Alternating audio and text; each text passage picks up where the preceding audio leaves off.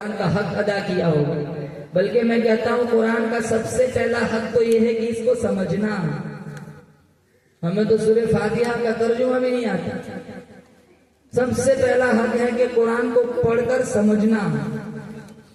हमारे मस्जिद में अगर किसी मौलाना साहब की तफसीर हो, मुश्किल से 4 बंदे बैठते, सारे घर चले जाते असर के बाद तरबूज काटने। मौलाना साहब तफसीर करे तो किसे सुनाए? कोई 4-5 लोग बैठे रहते।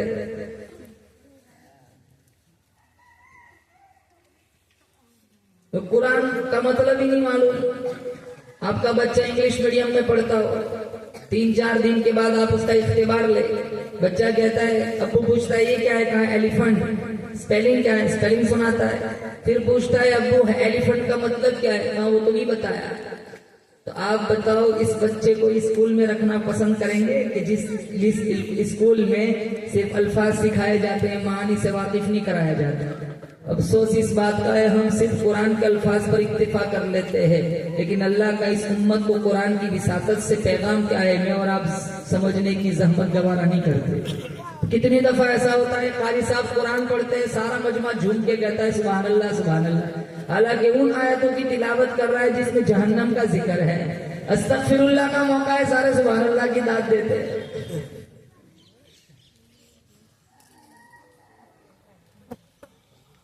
और मेरा तुम्हारा ईमान है, एक जेर जबर का कोई इनकार कर दे, उसी लम्हे में वो ईमान से खारिज हो जाता है।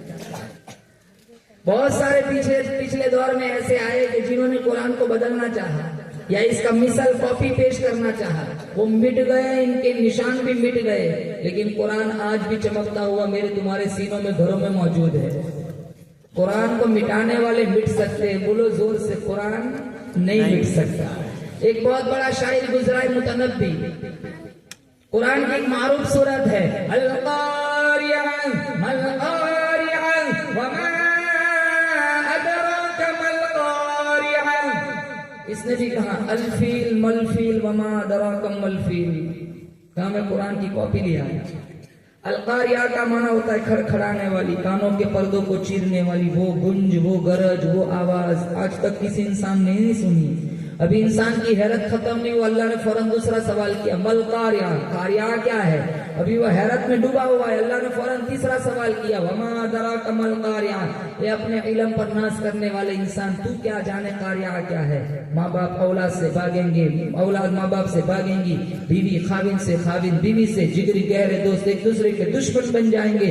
अल्लाह पूरे कहरो जलाल में होगा, ऐनल मुतकब्बिरून, फिर पूछेगा ऐनल मुलूक, फिर पूछेगा अल्लाह कहेगा अनल मलिक लिल्लाहिल वाहिदिल क़ह्हार। पतिंगे की तरह लोग बिखरे पड़े होंगे, पसीने में शराबोर होंगे, किसी का पसीना टखनों तक, किसी का घुटनों तक, किसी का कमर तक, मुंह में आग की लगाम होगी, आंखों से आंसू खत्म हो जाएंगे, मिशकात में आंसुओं की जगह खून निकलेगा, इतना खून निकलेगा कश्तियां छोड़ दो, कश्तियां बह पड़ेगी।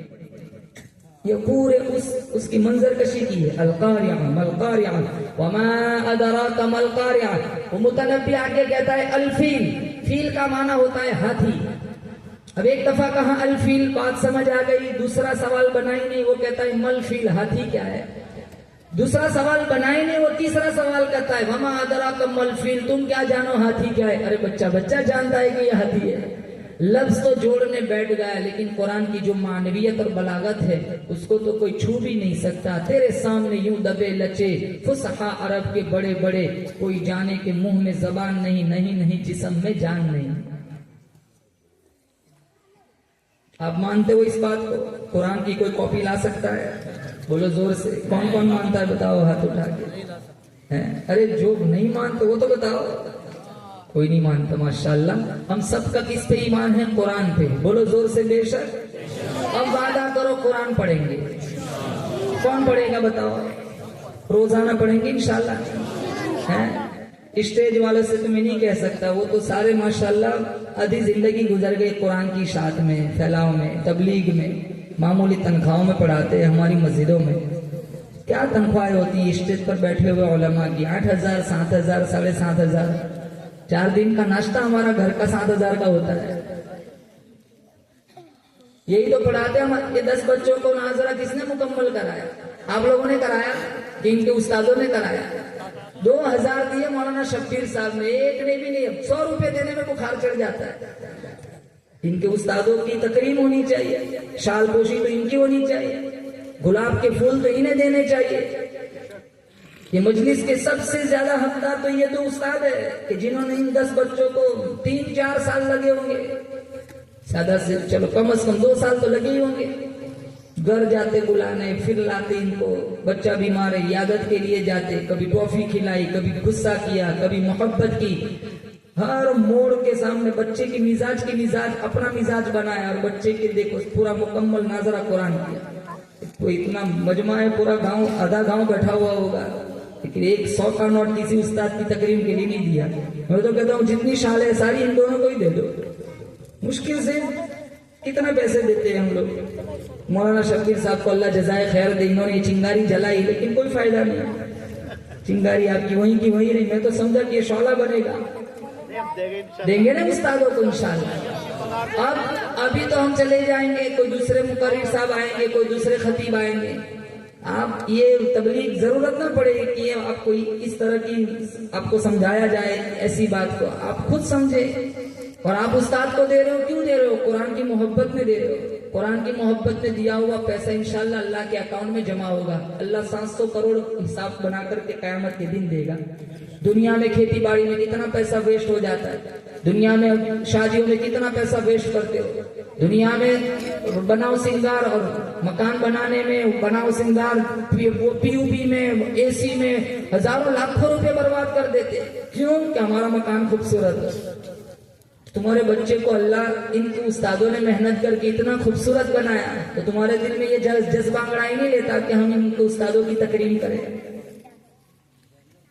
इनके उस्ताद को देना ये भी कुरान से प्यार है। कुरान पढ़ो, कुरान पढ़ाने वालों से प्यार करो। जो कुरान पढ़ता है उस बच्चे से प्यार करो, चाहे अपना बच्चा हो या किसी और का बच्चा हो। सिर्फ मौलाना अहमद अली साहब लाहौरी रहमतुल्लाह अलैह हाफिज कुरान को देख के खड़े हो जाते थे। मुरीदीन कहते हैं हजरत तशरीफ रखिए, कहा मैं इसकी वजह से खड़ा नहीं हूं, इसके सीने में जो कुरान इसकी वजह से मैं खड़ा हुआ। हमारे दिलों में तो कोई अजमत नहीं होती। सारा जहान बेवफा, औलाद बेवफा, बीवी बेवफा, सोना धन बेवफा, अल्लाह का कुरान कहता है मैं वफादार हूँ। आयतुल कुर्सी कहती है 3 दफा तिलावत करके दरवाजे पे फूंक मार लिया कर, सारी सारी रात तू सोया कर, तेरे घर की हिफाजत करना मेरी जिम्मेदारी। सूरह तबारकल्लज़ी कहती है ओ अल्लाह वाले, रोजाना रात को इशा की नमाज के बाद मेरी तिलावत की आदत बना लिया कर। सारे रिश्तेदार दफन करके चले जाएंगे, मैं अल्लाह का कुरान सिफारिशी बनकर तेरी कब्र में पहुंच जाऊंगा। सूरह यासीन कहती है ओ अल्लाह वाले, रोजाना फजर की नमाज के बाद मेरी तिलावत की आदत बना लिया कर। शाम तक हर हादसे से, एक्सीडेंट से तेरे को बचाना मेरी जिम्मेदारी। सूरह इखलास छोटी सी सूरत कहती है ओ अल्लाह वाले, 3 दफा तिलावत करके अपने मरहूमीन को बख्श दिया कर, पूरा कुरान बनकर इनकी कब्र में पहुंच जाऊंगा। सूरह बकरा कहती है ओ अल्लाह वाले, वीरान मकान में 1 दफा मेरी तिलावत की आदत बना लिया कर। जादू टोने टोटके से, पड़ाव से तेरे घर को महफूज रखना मेरी जिम्मेदारी। सूरह कहफ कहती है ओ अल्लाह वाले, हर जुमा को मेरी तिलावत की आदत बना लिया कर। कुर्बे कयामत में फितने दज्जाल से तेरे को बचाना मेरी जिम्मेदारी। कौन वफादार हुआ? कुरान। कब्रिस्तान में दफन करके आते लोग वापस चले आते। मिशकात शरीफ में है 3 चीजें साथ साथ चलती है तुरबत तक, कब्र तक। रिश्तेदार, रुपया पैसा और मेरा तुम्हारा अमल। रिश्तेदार भी घर आ जाते हैं, पैसा भी वापस आ जाता है, लेकिन तख्तों के नीचे अगर कुछ काम आता है तो मेरा तिलावत कुरान और जिक्र रहमान है, मेरा तुम्हारा अच्छा अमल। वरना यहाँ कफन भी पुराना नहीं होता, इधर बच्चे बांट लेते और फरिश्ते सवाल करते बता तूने कुरान का कितना हक अदा किया। यहाँ झगड़े हो रहे हैं, इतना जमीन का टुकड़ा मेरा और इतना तेरा। बहन का क्या कहा, बहन का कुछ नहीं देना, उसको कह दे के धमकी दे देंगे, अगर विरासत का पैसा चाहिए तो भाई की चौखट भूल जा। 1 टन बिरयानी खिला के बहन को मना लेते।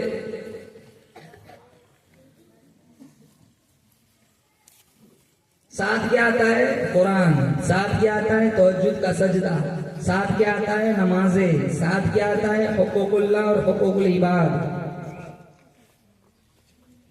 थोड़ा सा खाओ लेकिन हलाल खाओ, हराम न खाओ। ला यदखुलुल जन्नत जसदुन गुदिया बिल हराम।